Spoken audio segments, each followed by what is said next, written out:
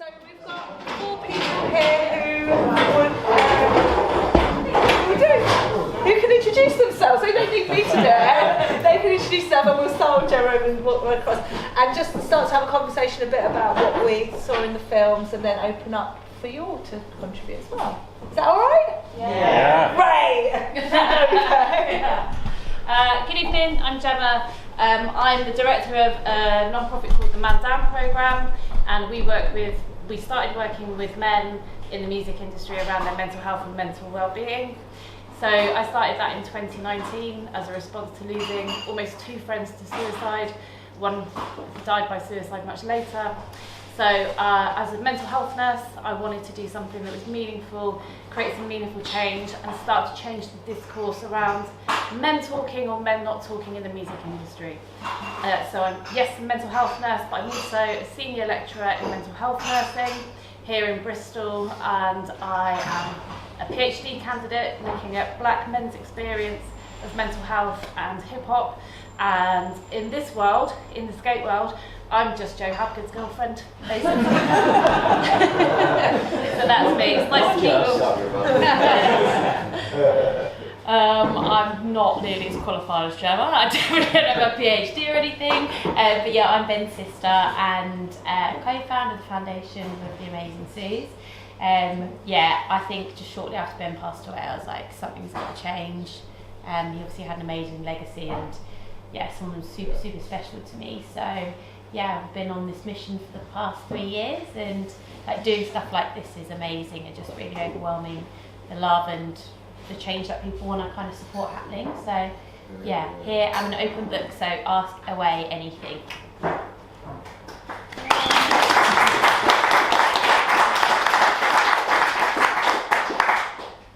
I'm James, and less qualified even still. Yeah, so I just had my own journey with mental health and anxiety and depression, which had been going on for years, and it's still part of my sort of journey, but it's less intense at the moment, and it's something that I've always I know how hard it was for me to talk about this stuff and just the shame around it all. So it's something that, I mean, the reason why I'm here is that I was talking to Bella just about mental health, because that's kind of what I do, because I just really think it needs to be, the stigma needs to be removed.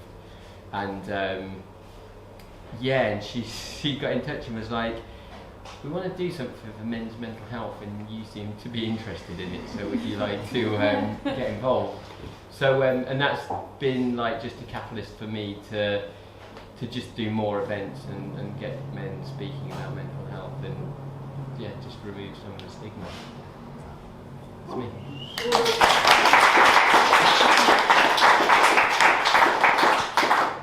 I'm Beth, I'm a healthcare assistant and I work in psychiatry.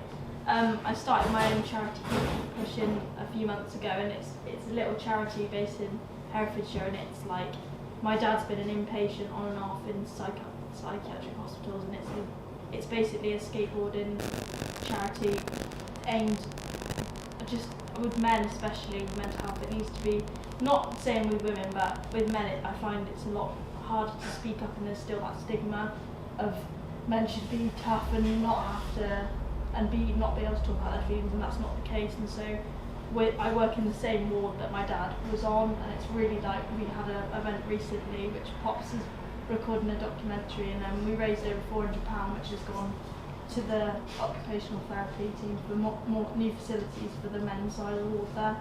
So yeah.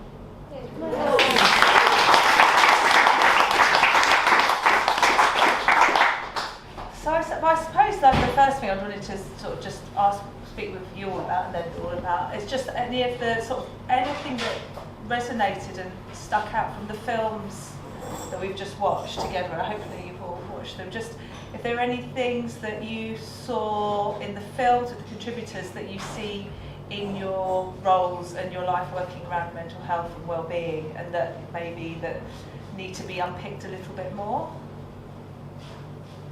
I think for me it was hearing the first guy. Is it Aaron? Yeah, Aaron. So I think for me working in mental health and working in a world where people want to raise awareness and, you know, debunk myths about stigma, we often talk about things like depression and anxiety, and those are the go-to discussion points. But to hear someone think about and talk about openly perhaps having a psychotic break, or perhaps hearing things or seeing things that other people can't, and the feeling that that evokes, often they're the things that we don't talk about so much. They're the forgotten elements of illness. And those things can happen, like you said, as a result of using alcohol or drugs, often to mask other symptoms or other feelings. So for me, that was the thing that stood out as something that was really important, things I don't often see in discussions around mental health. We generally talk about things like anxiety, depression, low mood, you know, those kinds of things. So to hear that, I thought was really important, because those are the conversations we should be having. This whole thing about not being able to say the word suicide because it's one of those words that could be really triggering for people, or it somehow plants the seed that maybe that's something people want to do or how they feel. Those things have got to be on the table. Those are the things that are the most out there, things that people avoid discourse about. So I think that for me was really important. Yeah, I think that's definitely something that I definitely did with Ben. You know, I struggled asking him, you know, are you feeling suicidal? And that's because at that point I was thinking, my God, if I say that to him, is he going to suddenly go, oh, do you know what, I hadn't thought of that. Yeah. But of course, he's, you know, if someone's feeling suicidal, you're actually probably just creating space for them to maybe admit it for the first time, and maybe realise that, you know, someone does care and they do want to, they want to be there and support you. And I just think, yeah, not being afraid of the word suicide, it's, you know, it's nothing to be scared of. It's, you know, I guess if we don't ask it, that's when things get... There's no research that says by asking a question, people do it. There's research that says by not asking questions, there is. So it never should be off the table. However hard it is to hear the response, you know, at least you would then know, and then you would have to think about how you get help. But yeah, I think there's a lot of courage. Like, it's just that word is so heavy. Like, just to say suicide, you know, even in this. So like, I think, but to your story, it's like, you know, if we can say it, like, just to bring it out of the sort of darkness and onto the table, then it's the opposite of like giving someone an idea. It's suddenly like this thing that's been in, you know, in their own psyche, and suddenly they hear the word, and it's suddenly like there's a light, there's a space to it.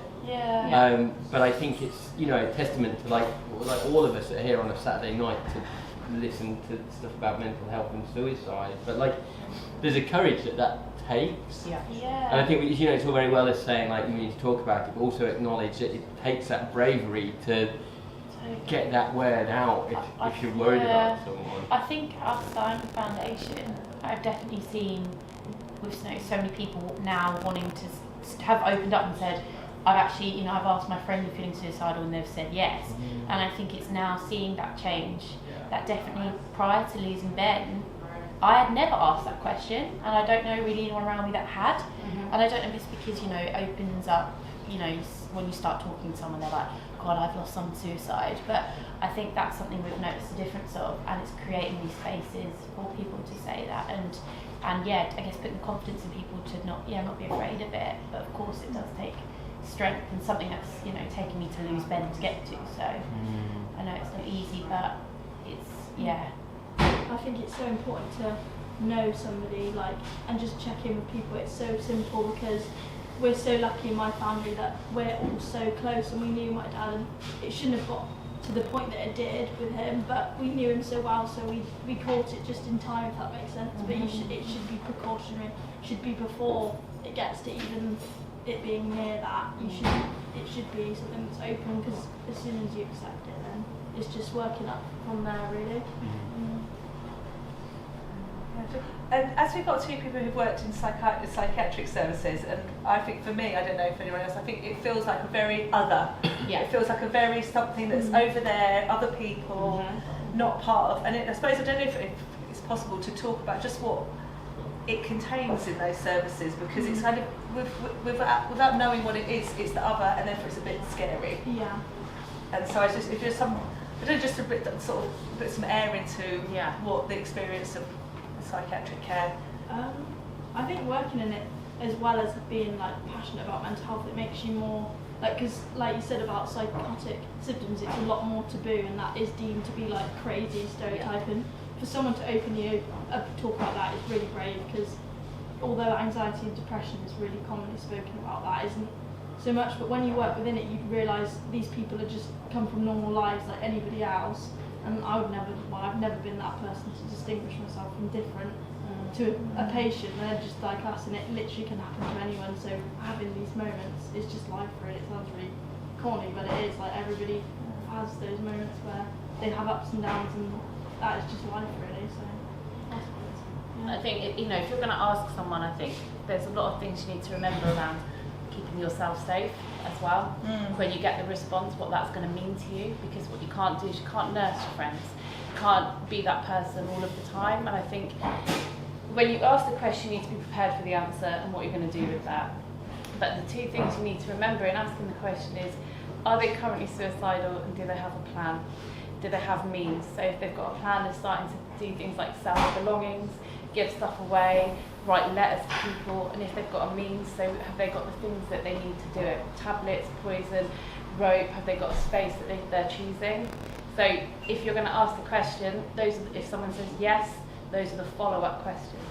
It's really hard to regulate your response to that. I'm a medical professional and I ask people it often, but when I hear people I love say that to me, it's really hard. It's really hard. When I got the phone call at 6:30 in the morning and my best friend was in a hospital, everything I knew about nursing just fell out. Like, I just didn't know. I couldn't advocate for him. So if you feel like that, that's okay too. Years of training in, and that happened to me. So think about asking the question. Don't try not to feel shocked or upset, but just hear it and ask the follow-up about if they've got a plan and if they've got a means. Those two things tell you the severity of where someone's at and whether or not you believe that they're actually genuinely trying to end their life. But never ever do what the media tell you to do and fall into this narrative of it's attention-seeking behaviour. Take everything seriously. Yeah, and I think something that I was scared of with Ben was like, if he does say something, he's struggling, I've got to know what to do, I've got to have the answers. But I think sometimes we can all just do more of just fucking listening, and we don't, and we always feel like you need to say something. Okay. So I think when people feel a certain way, they struggle to let other people know, because they don't want to interfere with they don't want to make it their business. Do you know what I mean? They don't want their loved ones that they care about to worry about them, which is obviously, it's like a kind of like a double negative, like that. You feel like you don't want to put your weight on them. Yeah. You don't put, You don't want someone to carry shopping for you. I would. Essentially. Fuck feminism. Hey, I'll carry you shopping for you. I hear what you're saying. But no, it's extremely hard when you got people that around you really, really care about you, and you know how much you care about them as well. To let them really know how you feel. It's so tough. It comes down to really, worth, though. Really, really tough. Because if you're at the stage where you want to end your life, perhaps you don't feel worthy of that love or that support because you think actually it's too much of an imposition. You don't let them down. Yeah, but yeah. If you do that, you let them down. Yeah. You fucking your mate, you wait for your family, I can't get them back, so that sounds disrespectful. No, that's okay. No. You're in a safe space to say this stuff. It's so difficult. It's so difficult. Do you know what the weirdest thing is? Is when you get past that point, it's fucking easy. It's really fucking easy. Once you open up, you can tell people. Yeah. Well, and it's nice to. It's literally life-saving. Trust me. It's literally life-saving. It seems really fucking hard, but when you sit down and get that shit out, share that shit, it is really life-saving. Sometimes you just need permission. That's all you need sometimes. So every man in this room has got permission from now. to start doing this, to start talking. You included, okay? Yeah, this is what this lady did for me. Yeah. Trust me, she does. Yeah. And one of the things also is about that that's not just on that one person you speak to, is that then you can start to create a network of support and a range of support mechanisms in place, and that's why bringing out things like some services is that it will feel hard, but then there's you can pass it on as well, and also you should feel so proud you've said something in a room full of people. Yeah. Like the courage that takes. You've done amazing. So just to dip a little deeper. From 2019 to 21, I lost 10 friends. 8 of them were suicide, 2 of them were accidents. And that was a hell of a lot to take. And that was one of them. And it was a hell of a lot to take. And it is so nice to be able to like actually just go like as opposed to just like naturally popping your back or like saying it to letting someone that you care about I've let Ella know and certain other people. It's fucking hard, man. Like losing something. Losing someone is mentally exhausting. Let alone multiple people, but like regardless of who it is, if you lose someone that's important to you,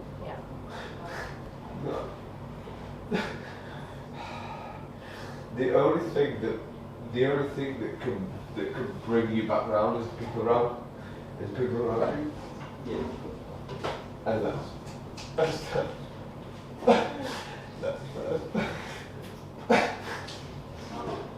I'm sorry. Don't be sorry.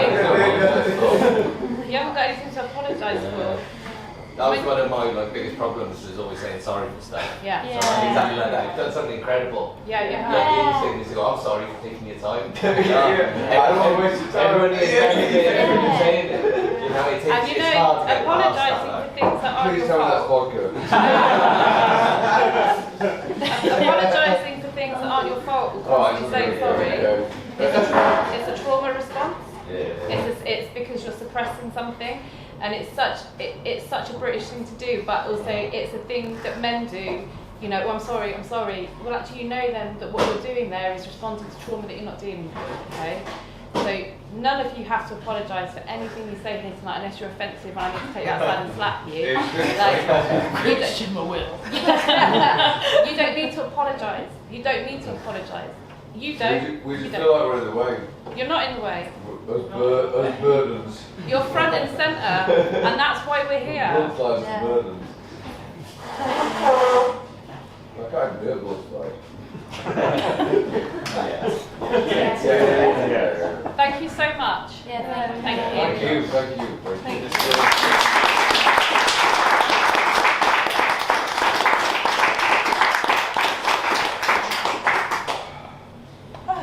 Amazing. Thank you for sharing. And that's what we want to do here, to be able to say you can feel that that's... I'm not gonna lie, it's been a very long time since I've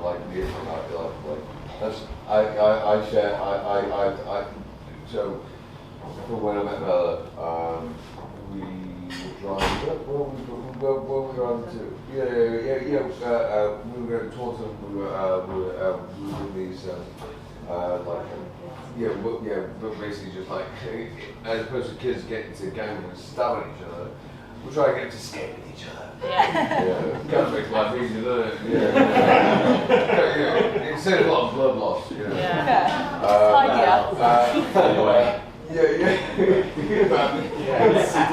Idea. A little less blood loss. And on the way, we just probably open up to each other. and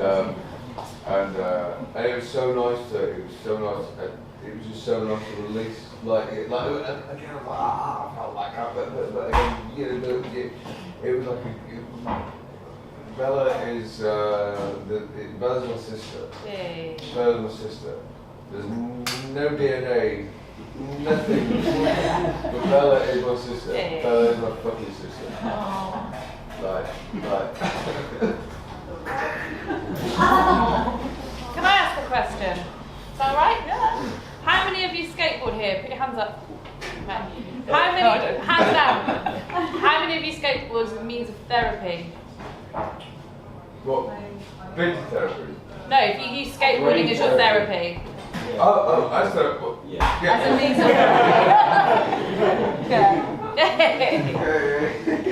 So even if you don't all know each other, that's your commonality, isn't it?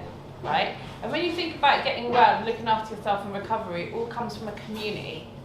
And if you don't feel like a community, then you should look around the room and start that's to what see it. skateboarding is. Exactly. Skateboarding is about, it's not in the community, it's a family. It's a family. And it's a respect for the craft. It's a respect for the dedication. And it's a respect for, like, it's not if you started yesterday, if you mean it, if you want it, if you want it, people around you are fucking going to support you. If you're there for well, skateboard school, isn't it? Wait, shut the fuck up. Yeah, we all look very cool. But if you're just here for the thumbs up with a fucking skateboard, no. If you're there for skateboarding, skateboarding's there for you. Yeah. Like, Thank you. And that's what I mean. I don't skateboard, but I got involved with the foundation. I didn't know Ben either, but I was friends with Rob for years, and I worked in community development in public health, and I was working with populations that were in neighbourhoods. And I'm like, just because people live in the same neighbourhood, that doesn't mean they've got. Like, I was for ages. I was like, I'm not very comfortable. No, I'll just do the work because I get paid to do it, and I was quite good at it. But actually, you know, if you've got a shared sense of identity, shared processes, shared practice, It's the best way to then create a relationship.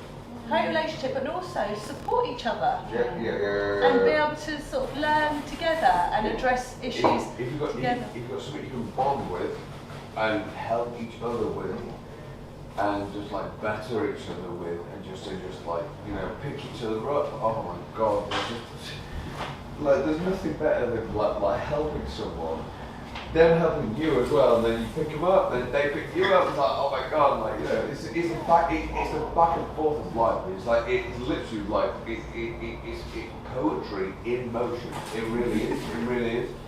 And I don't think there's any other better way to Or a describe it. virtuous circle, which sounds a bit naff, doesn't it? It sounds good to me. I feel like we all need a spot to like congregate. We have a skate park or a centre spot.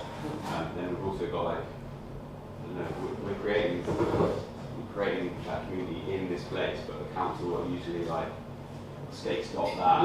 Stop it, you know, it's like, but that gets us a message of, I don't know, you can take that as quite negative, but we create something positive. We've always got like flip our sort of conditioning, which can be quite a lot of negativity for us. You know, we don't even want to say that. You brought it up. Well, we're affected by that. Yeah. But we have a response to that, and by learning different life skills, be that meditation, you know, whatever it is, to create some space within you.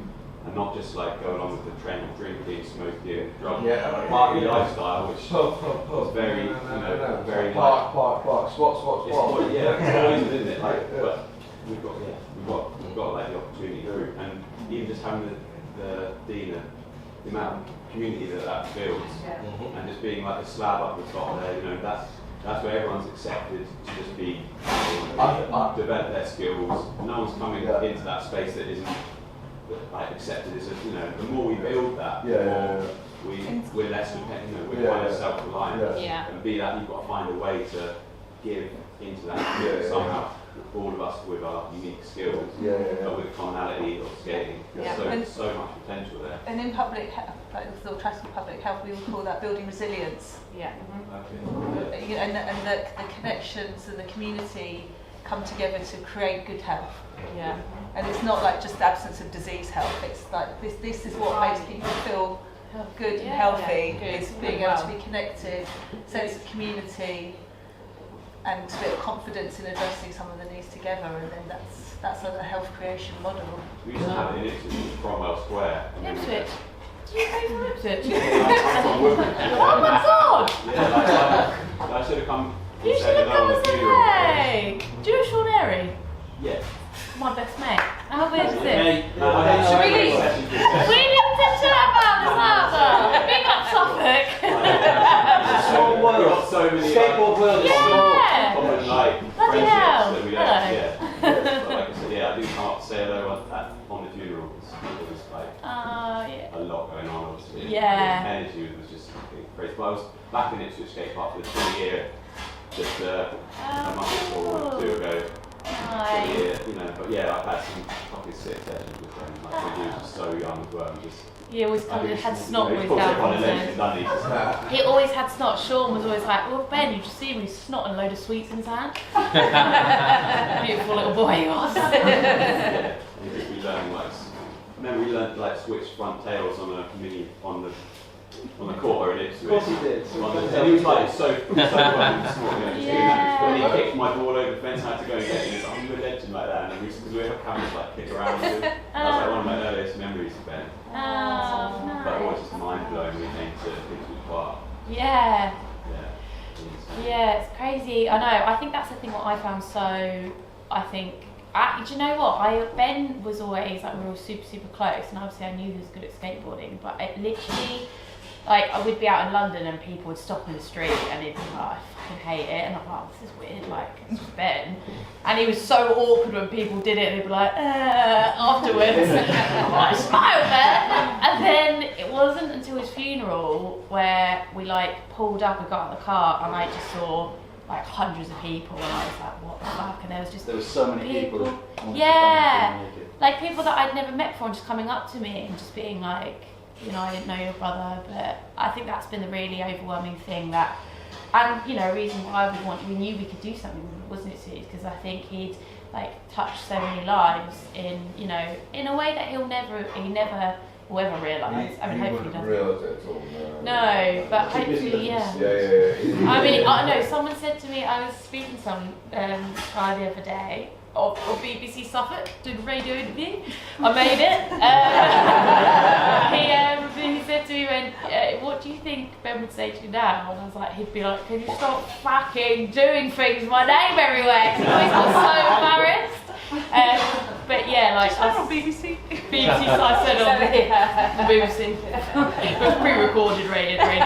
It wasn't even live. I didn't want to say that, but yeah. But I think that's been the most amazing thing, and I think part of it where, although it's been really freaking hard, I'm kind of living every day. Like, Ben was always had the limelight when we were kids. I was like, it's all about Ben, and then past when I'm like, it's still all about Ben, but in like an amazing way. So although it's hard, like it's obviously making a massive difference, which is good. Yeah. The film. Just a sort of anything that I don't know, I suppose that resonated with you, or something that you wanted to think, oh no, that really we just all watched them together, and they're quite, I don't know, I haven't seen them for a while, and I thought, they're great. They're really We say so ourselves. They're really quite something, having this really open presentation of challenges that people go through. I think that was really big for me, is like the scale of it, and the bit that really stuck out was the really seemingly small thing about taking, I can't remember who it was taking his duvet cover with him. Yeah. And I think for me, one of the big things about mental health is just like, even the phrase of mental health now, you can't say that without it being sort of negative, and rightly so, that then you go through psychosis and things like that, which are really important, which aren't spoken about. but also that people with positive mental health, there's still a conversation to be had there. I think it's really important. So I really like that the videos showed a real breadth of experience for people and a different way of looking at it and understanding it, and each one had a different story to tell. I think with those films, they show that those people have been through tough times, and at the end of it, they show that they're doing good and they're doing well again. So I think if it had just been like, oh, if everything was shit, you'd be like, oh god. It just shows you there is life at the end. And I think at the end of the day, it's skateboarding that gets us through it. Yeah. Skateboarding is catalyst of happiness. Right. Yeah, not the drinking after, and that's the thing. Yeah. When you get into Yeah, it, okay. when you get into it, you can't skate, and then it's like, Yeah, you do yeah. You know, Ben was speaking a lot. Yeah. Things that he did, like, no wonder he was injured, but what was the plan, what was the plan outside of that powers that you can't be like God's gift to us? Totally, I think that, For me, I question like in my younger 20s and found was a British group in Ipswich, which I then went to, and then worked and found a little way of like that positivity and community, all the things we talked about, but also sort of ways of quieting the mind and using breath and just simple things you can all yoga poses as well, things like that. That wasn't cool particularly, but that was like for me what I needed. And that's a big one. That worked for you, right? So that worked for you, didn't it? So, perfect. Yeah, a way to just give, I skated from London to Ipswich for the 2 years, which then led me on to live in Ipswich, in London, at the Buddhist Centre there. It opens up doors when you start talking about it or then looking for it. So I was like, what am I going to do? I was working in care home, but I was depressed. I couldn't really look after those people. I knew I needed to find a way. I actually luckily found a little book when I was in a care home, flicking through like different religions, and it said about Buddhism and meditation. It really like got my thinking, I needed to improve my mental health, and there's a sign or whatever. So I was like, looked up it, switched to the boom, and then it worked from there. But it's amazing that what you're doing now, because it's another route. Because sometimes you really need to be encouraged, or sometimes it's a sign of something that we've all got a body that's giving us signs as well if we're abusing it too much. And look for other routes to try and make them a bit cooler. And the importance of self-care. That's what it comes, and it's a bit. It helps us skating. It's just part of our motivation, like not just. Strengthens you, doesn't it? Mentally and physically strengthens you. And I think this whole thing about like, the skate. I grew up here, and I grew up around all the skaters in College Green. I remember when 50/50 first opened, and part of the culture of music, I promoted hip hop from when I was 16, and I still do. And we collided like on those nights. The skaters came to our nights, but the commonality was that we'd all get really pissed. And it would be a competition that he'd do the most stupid shit, and that was the thing that was cool. But actually, now, what is cool is looking after yourself. That's fucking cool. Drinking water, thinking about how your day's going to go, making lists, planning stuff, exercising. For you guys skating, doing things with your core strength would improve your skating. That's fucking cool. Like, that's the new cool. And I look back at that time, and I don't regret it, but I think, if only I knew then what I know now.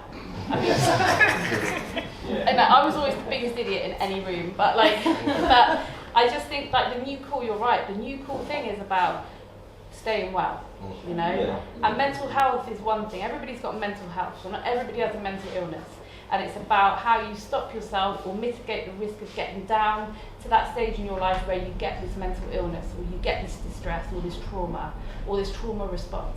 So it's cool now. It's cool. I'm drinking 0.5% alcoholic beer. What? So I think that's the thing, and I think you're right to push that as a thing that keeps you well, because that's what works for you. And I think if we all started to have those conversations about, I'm doing this, I'm not telling you to do it, but this is what's working for me. It's that thing about permission and idea sharing, isn't it? I think I've definitely skated at the slab and the spot and had conversations about Buddhism and yoga and like it's normally me starting those conversations, and it's been other people that have been having that. So I think it's definitely in the community. Sure. Even just the conversation with therapy, just to do your hands then would obviously help. I think it's really important to share those positive experiences. Say, obviously it's a personal thing, but to say that's something you do. Takes down a level of that stigma. I think as skaters, we're way We're all here to help each other, and this is why this is so hard. You shouldn't be afraid of, kind of like addressing your inner, your kind of inner demons.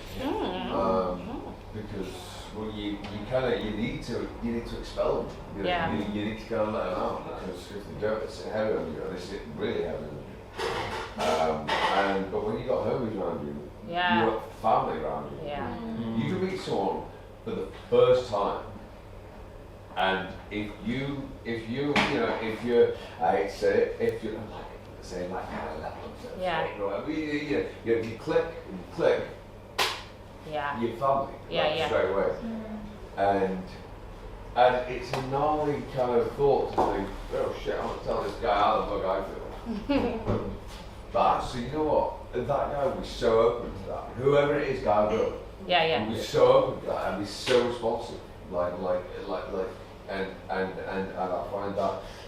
I find that so much stronger in the skateboard community than any of them. Any of the community, and I hate that is, but they're past judgment.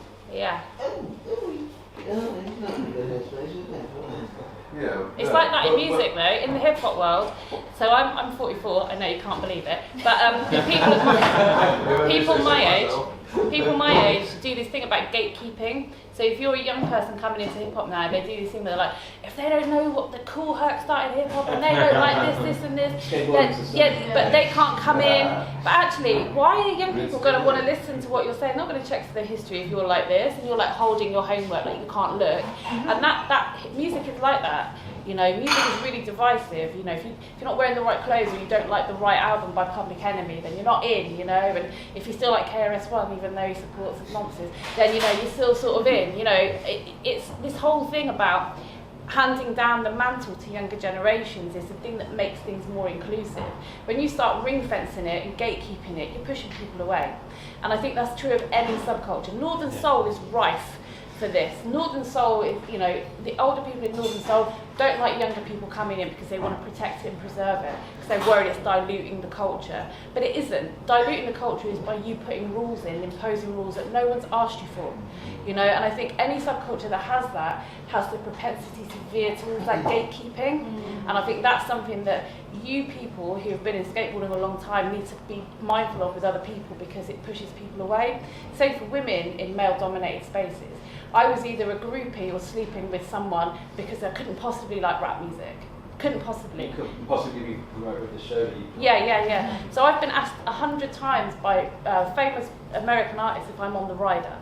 I've got my food, but are you on the rider? Right. Depends how much they pay. But and what they're asking. Maybe not. Let's talk. But I was paying their way. I was paying their salary, and it's the same in skateboarding. I've seen it. Bella and I had a conversation with it about women coming into these male spaces and what that feels like, and what kind of women are accepted and what kind of women aren't. And I think those are the things that, if we're talking about community and unity and asking difficult questions, those are the things we need to be mindful of when we're part of that community. And we need to be checking people who do that, because you can't let people get away with that stuff. You can be kind about One it. good thing about skateboarding is that does happen. Yeah. I think it's. I'm really keen to sort of speak to this, because it's like, I think there's loads of amazing things about skateboarding, but I think it did feel quite hard as a beginner of and I think campus is a place where I found a community, and it's the first place I've been. And I don't know what the question is, but I think that there is something about that is as something that it is talent based. Yeah. When you're in there, and I was speaking to a friend and she was saying, go in and you can't ollie, and then all the guys are kind of watching you because you're skating, and it must be even worse for women, obviously. But even as a guy, you're sort of there and you're like, and the pressure's on. Yeah. And I think who are you? Where did you come from? Exactly. Here before. Yeah. Can I just say that we all went through that? It's a baptism of fire, I think, as well, isn't it? But those are the things that stop people reaching out. Absolutely, yeah. So it needs to be fully welcoming.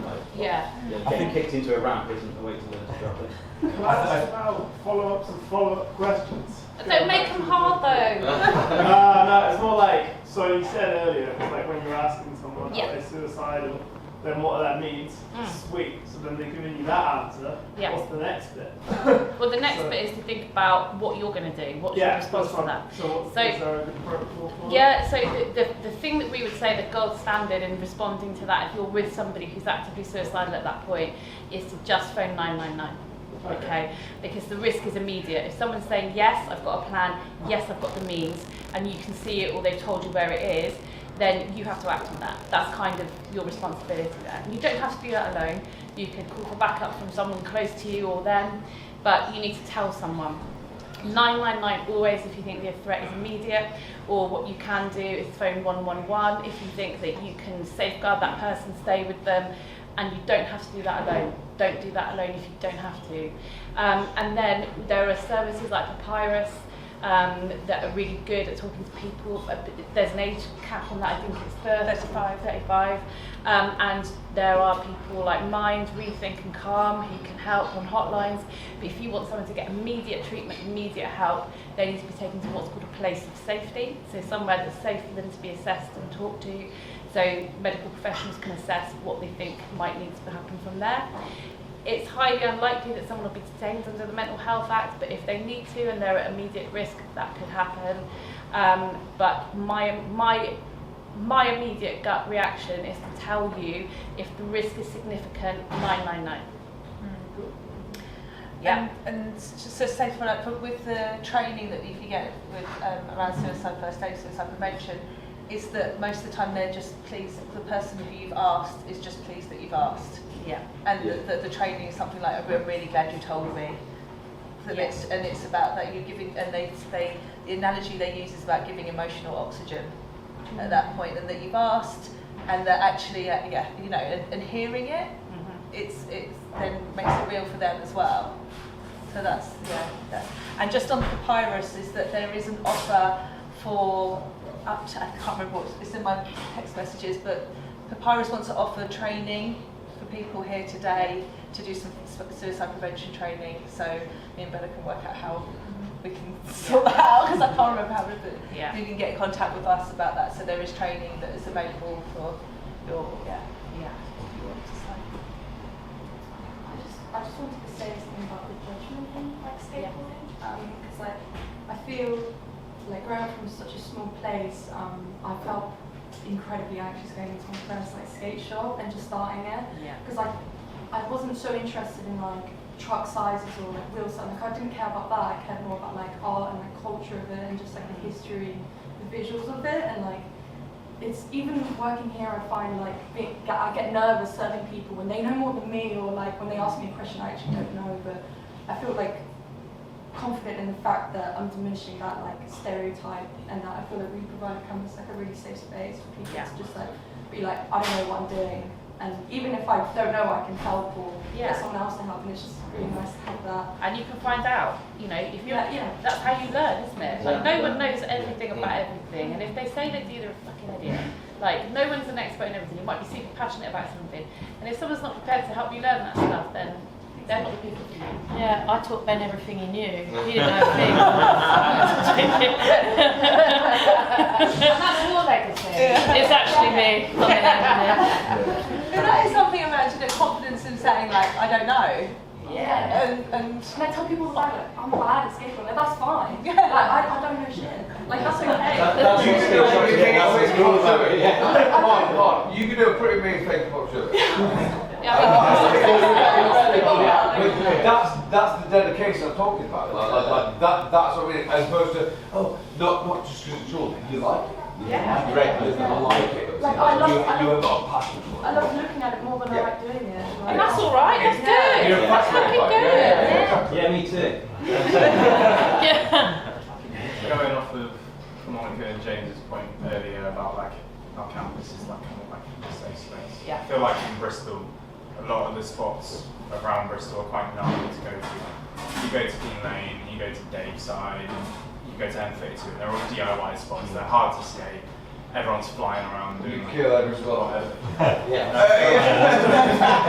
They're hard to skate. I feel like a lot of like my friends and whatnot, like people in the LGBT community and queer folk, they find it really hard to get into skateboarding in Bristol because of that jump. Because you've got to go to this place, and this is all we have in Bristol. And it's really hard for those people to come to a space, and especially now when I go to a skate park and I hear, oh, you didn't ban that trick because you're being gay, or don't be a faggot like you're doing. Like, it's just not on anymore. It's enraging. So we try to combat that by saying I'm a massive skateboard. My worst friend. Yeah, exactly. It's like people still feel like that language is appropriate. In 2022, Because a lot of skateboarders think to themselves, oh, like, we're so progressive, we're so forward, like, we're like the best group of, like, the best subculture around. And we're really not. Like, over the years, we've got a lot to learn still. I've been to so many skate parks, and there's a kid there, and he's like, oh, why are you wearing a dress, you faggot? Or like, there's an old dude, he's like, well, back in my day, there's 2 genders. Fuck off. We're all here for the same reason. We're all here to just have a good time. And it's like, those words and those actions have such an impact on people. Like, there's so many queer people and LGBT people in skateboarding that people don't even realise. Like, a lot of people are still in the closet because they don't want to come out to the skate park. And that's poor mental health as well. Yeah, and that affects people's mental health. Yeah, me and Suze were having a chat about that on the way, weren't we? We were saying about it and, like, you know, focus on smile films and stuff, because we do want to cover, you know, loads of stuff, but there's so, you know, but, like, you know, I think that's something that over time, you know, is changing, will change, but I can't understand, but I must understand, you know, I hear that must be really, really difficult, but just be really, like, proud and sure that you're making that change. And it is starting to change, and there are a lot of people who've got it back. And it isn't just on you as a queer person to challenge it either. No. Everybody has a responsibility to challenge that, and if people around you aren't doing that, they're part of the problem, they're fucking complicit. Okay? Skate is the best place to challenge it, because how good, for instance, everyone would respect you at a skate park. So it's about knowing. Not at home though. But in the sense that you're older and you're better than them. So you've already got that as a professional skateboarding. But I think you've got to use the power that there is in the skate park. For sure. So trust me, when I hear someone say you're gay, love, it's no, I say I'm straight, like, don't worry. Straight lord. This is in all seriousness, I'm like, I've told people I'm gay before, and then it's, no, I mean, I'll get you, just not my type. The thing is, you have to, because it's one of those self-governing communities, which means that it's the responsibility of everyone there exactly to kick that shit out. It's the same. And like you say, people like me need to lead by example. So I try. Sometimes I will fuck it up. But you're trying. There's no mindedness of other people, their empty views on, you know, of whatever they may say. And it comes down to common usage. Like, it's come from school, you know, your bag's gay, you know, but like for me in the mental health world, it's like all this stuff about like... But in the mental health world, it's hearing people say things like, they're a psycho, his girlfriend's a psycho, or she's a nutter, he's a nutter. And you know, like, it makes me angry to the point that I could lose my nursing pin, right? Because all you're doing by saying words like that, you're holding people down. These people have been othered their whole lives because of their psychiatric profile or their behaviour. And this is what we're doing now. We're just using colloquialisms because it's easy, but it's fucking lazy, is what it is, right? So if you say things like, that's gay, or this is Ben, or whatever, like, all you're doing is being lazy in your vernacular, and you're not thinking about the people around you. So next time you hear people say, oh, this girl's a psycho, it's always about women. Women are always psychos, right? And if you hear that, then you've got to dispel that myth, you know? Because actually, psychopathy is something that you wouldn't even want to be anywhere near, right? You might be a little bit loco because you're a bit of a bellend as a boyfriend, whatever. But like, own that, own what you're saying. Hearing people call people nutters, oh, he's a nutter, she's a nutter, it's so a moron. Like, moron is from the asylum days, where anybody that looked a little bit different was put in an asylum. And we're all guilty of it, and we all get it wrong. Commit suicide, I hate that phrase, we shouldn't be saying it. Died by suicide, but sometimes do I get it wrong? Yes, I do. Right? Am I going to vilify myself? No, I'm just going to do better. That's what anybody can do, isn't We've it? been programmed a lot, and we just need to program ourselves. All everyone's after, essentially, not after, what they need is the right response. Yes. Do you know what I mean? Yeah. It's not, they don't want someone to tell them what they think they need to know. They just need that right response. Yeah. You know, like, because you know, people that can be a bit, like, they can get like elbow deep in it, like, oh no, you didn't do that. It's like, oh, okay, and then the life story telling me back to me. You know, but then they can just be like 3 or 4 words, just like, oh shit. Oh, cool, yeah, good. You know, and it's how how whatever you spray on someone else and gets like kind of readdressed. And again, it depends on the people that are around you. And if you're surrounded by good folk, then you're fucking good to go. Like, you're good. You know, and we are. And I think we're all blessed to be surrounded by good people. Yeah, you are. You know? And not a lot of people could say that. That's why it's important for us to preserve and sort of progress the skate community in a way where it's not toxic in any way, or not deliberately. Yeah. And that people constantly check themselves, and people are too quick to pat themselves on the back. I myself included. You know, you give yourself credit for coming to. You are fantastic. But we pat ourselves on the back both as a community and as individuals. And then when something comes along that you realise you haven't checked yourself, so you know when someone questions the language. Before you wreck yourself, boys. But when someone like checks up on your language and say, you know, you can't, like, do you realise what you've just said?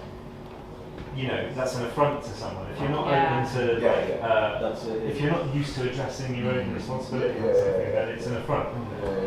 Yeah. So no one's telling us how to skate or what to do. No. So it's up to us.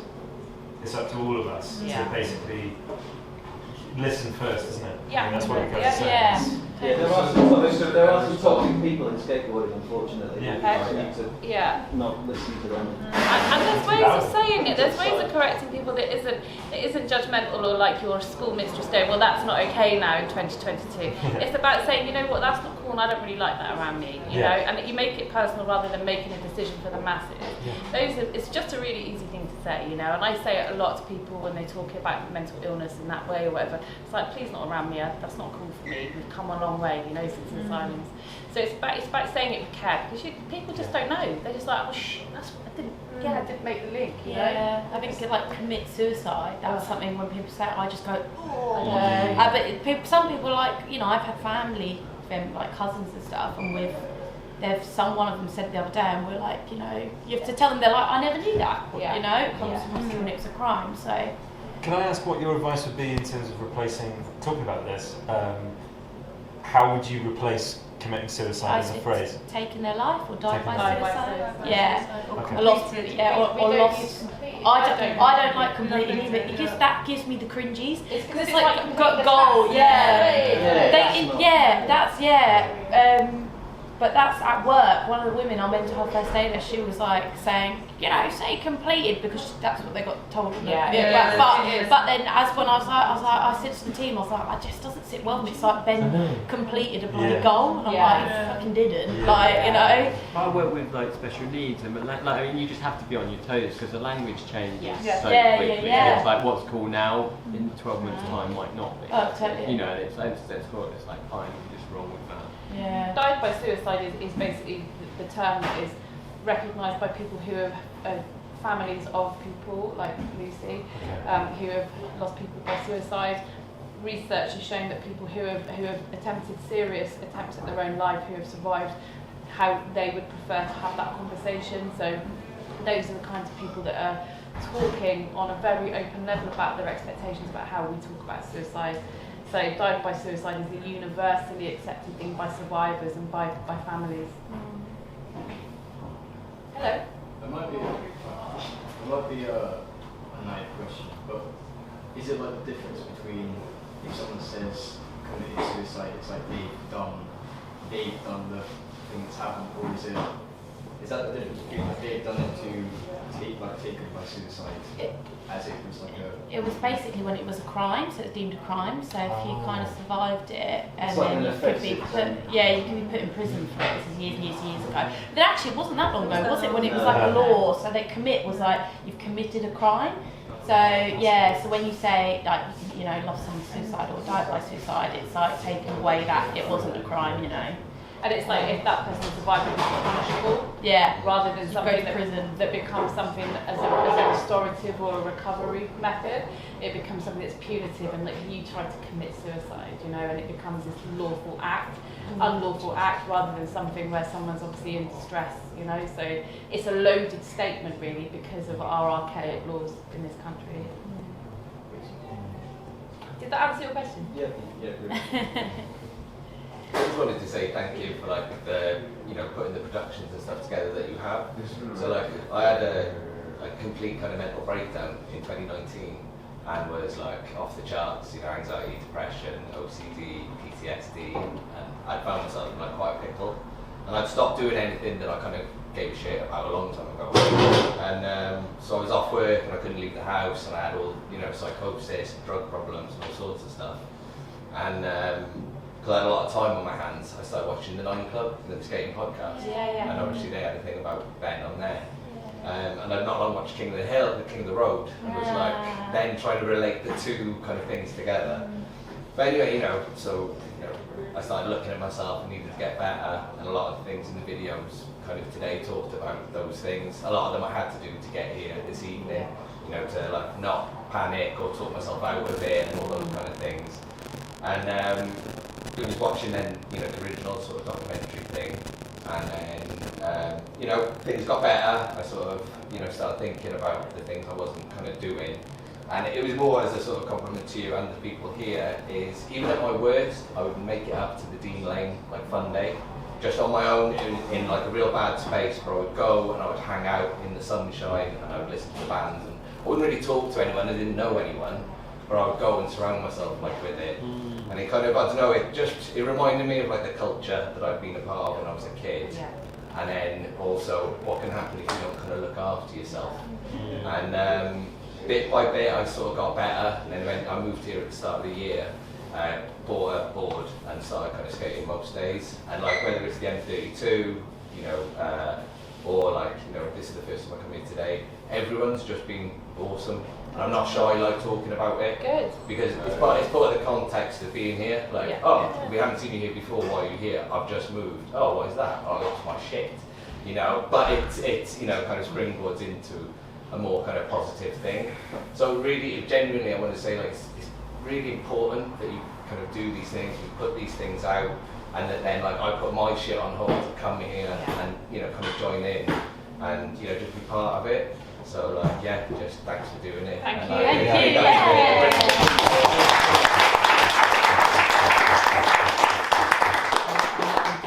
So we're going to be starting, I think we need to lock in the exact dates, but we're going to be launching a skate club here. So Talking Skate, so it will be a chance for men to come. We've got to work out the exact format, but essentially come, check in, like wherever you're at, come, we skate, so we check in afterwards to see where we're at, and it's that, you know, we get a chance to talk, skate, so that'll be starting. Things like what you were talking about, you know, just putting on like a skate jam for like LGBTQ people and arranging that in one of those spaces that seems a bit like M32 on a Saturday morning, because I knew there'd be no one there, you know, like, and I was just rolling around. But then you also meet all the other people who are like that, so everyone's super friendly, and then, you know, so you're like, oh, this is cool, like it's all the people who want a quiet space. So even though that's not my world, I have more in common with someone just because they're there, than, you know, kind of, you know, what they're about. Just So to touch on that again, like you said, like the smile interviews are super important, because like half of us could probably list half the tricks, you know, Brian Anderson did in his video part, but like none of us know like the struggle and you know, the mental health issues that go along with our idols and the people that we look up to. And seeing those people talk about those issues and relate them to yourself, it makes it so much easier, because you're like, fuck, like Nick Jensen. It's happened to them too. Exact same way. Well, you'll be able to see Brian Anderson's story too soon. Come on! In a few months' time. I mean, I was going to say, just like what I liked about the videos is that, like at the end, it was like all like optimistic and stuff, but it was also like these things are still happening to them, but it's like they'll work on that. Like it's like really like baby steps and just like it is still shit at times, but they go back to like the roots that took them out of the like really shit times. That's a really good point. Yeah, I think it's put it in perspective, isn't it? You know, you don't suddenly go, I had a couple of counselling sessions, I'm a new man. Like, you know, it's keep working at it. Like anything in life, it's like a plant, you have to keep watering yourself. You have to. And just keep working at it. And, you know, things do get easier. It's just hang on in there. And sometimes life is just shit, you know, it doesn't make you ill, you know, like sometimes this shit happens and you feel shit because something bad has happened to you. It doesn't mean that you're relapsing or going back to that time, it just means that actually you now have a little bit more of an understanding about how you cope in those times. And all counselling does, and all therapy does, is to help you, it gives you coping strategies that are less harmful than going out and getting drunk, you know, or doing drugs, or isolating away and not seeing your friends, or eating, if you're me, pizzas in secret and hiding the boxes from your boyfriend. You know, like all of those things that you do to yourself to punish yourself for things that you shouldn't punish yourself for. And I think therapy, getting help, reaching out to your friends gives you that kind of structure for when the wheels do drop off and you know how to get over that stuff. And then it gets a bit easier Every time. I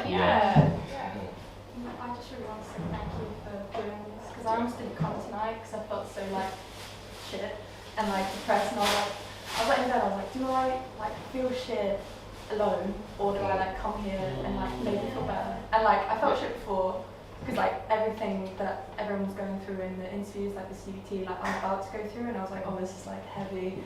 And I didn't expect it to be this relevant to me, and then but now I feel really good. Like, I just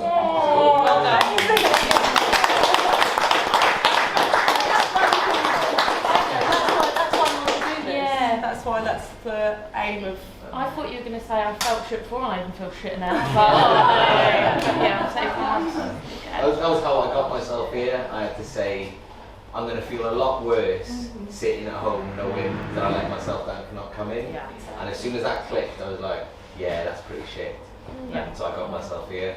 And, you know, that's what CBT kind of teaches you. It's kind of cool. You're like, oh, all right. You started already kickstarted your CBD. When you start telling you about mindfulness, just get on a skateboard. That's what it is. That's what I realised. Well done. Yeah, but also like starting CBT, like starting any kind of therapy, it's a big thing, you know, like, and it's tiring. I'm sure you've been through CBT. It's like, exhausting. and the first, depending on how bad you are, the first period is really frustrating.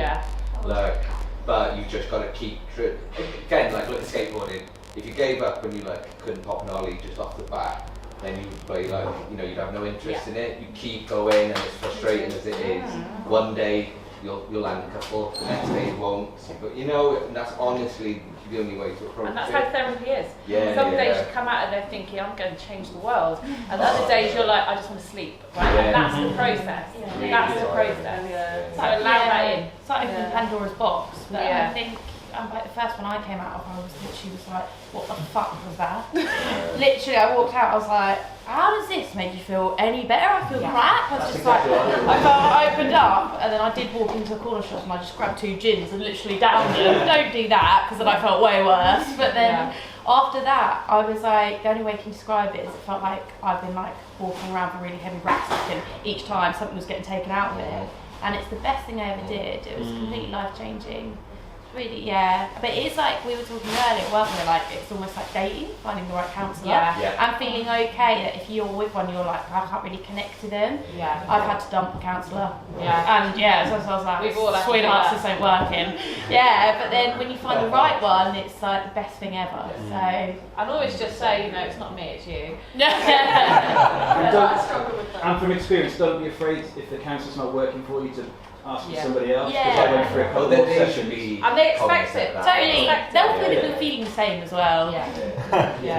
So they'll feel it This coming. isn't working for me. Yeah. It's still at the first date though. They'll try and keep Yeah, you there. it is. because they're Yeah, like, yeah. They still want your business. Except you're always paying, which is annoying. Yeah. Yeah. What's that about? How do you do for time? 10, 5 to 10. Oh, Wow. Yeah. Yeah, we've kept it all Is talking there about it. anything else that oh yeah. Oh yeah. Oh, thanks. Sorry, thank you so much. Yeah. So, You stand over there. To leave. So, thank you all so much. Thank you, Bella. Thank you, Bella.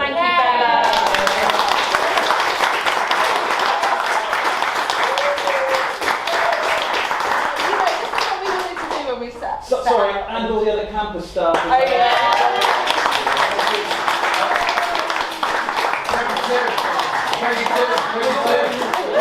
I feel like I've been wanting to say something for a while.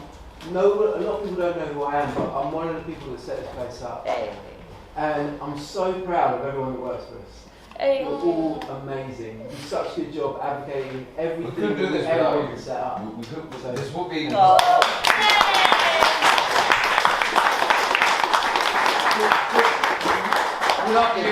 Without you, this wouldn't happen. So, Well, without all of Without- these people, Yeah, yeah, yeah. it wouldn't. It definitely wouldn't happen. So, go on. Just a bit of this. Bella's got a QR code which has got a very, very short feedback form, just so we can get a bit of data around our work. It 'cause really we are- helps if you fill it out. It really has to be that. And also, if you leave your email address, you can be put into a raffle to win a prize.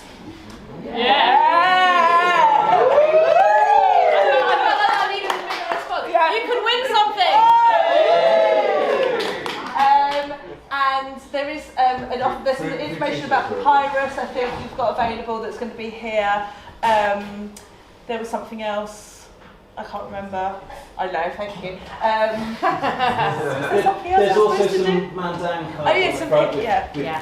phone numbers and for information. Yeah, so you people know can who you connect are with. and what you do. The support. On the So- front desk, there's just a little business card so you can put it in your wallet. So if you ever need a little bit of help. Are they there? Did we bring them? I put them out. Oh, lucky me. Thank you, Joe. It's all right, I'm professional. You have to have really good eyesight for them, but yeah, do take them. We'll take a picture and then blur it. Yeah. So Bella's. Thank you, Bella. Yeah. Hey.